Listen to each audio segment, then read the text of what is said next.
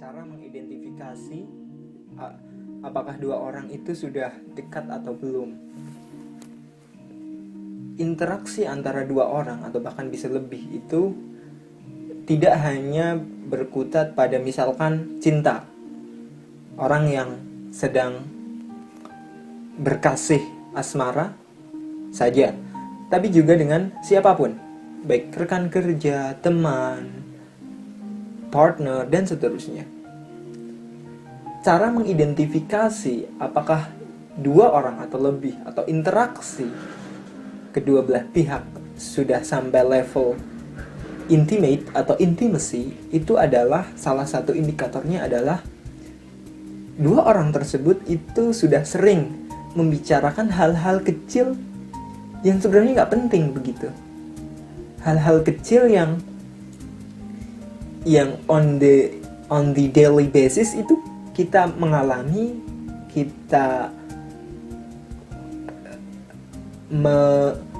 mengalami peristiwa itu, menjalani peristiwa itu, dan itu sebenarnya hal biasa.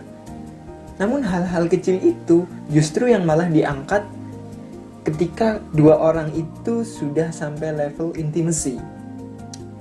Misalkan, saya tadi baru makan di warung ini sendirian. Makanannya enak ternyata. Ternyata di situ ada telur dadar yang sangat enak sekali. Itu kan hal kecil dan bersifat personal.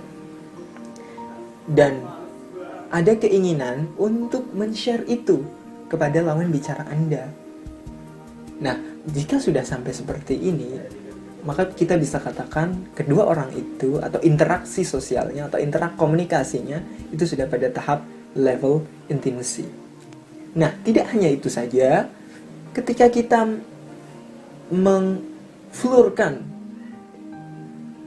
ide itu atau gagasan itu, cerita itu, maka lawan bicara kita akan menanggapi dengan sangat antusias. Sebenarnya bukan sangat antusias, tapi menanggapi saja sudah cukup baik begitu. Dan ketika sudah menanggapi, lalu bridging dengan cerita lain yang tadi si A cerita tentang telur, pengalaman pribadinya tadi sore. Nah, si B sebagai lawan bicara akan menceritakan hal lain yang memiliki substansi atau topik yang sama.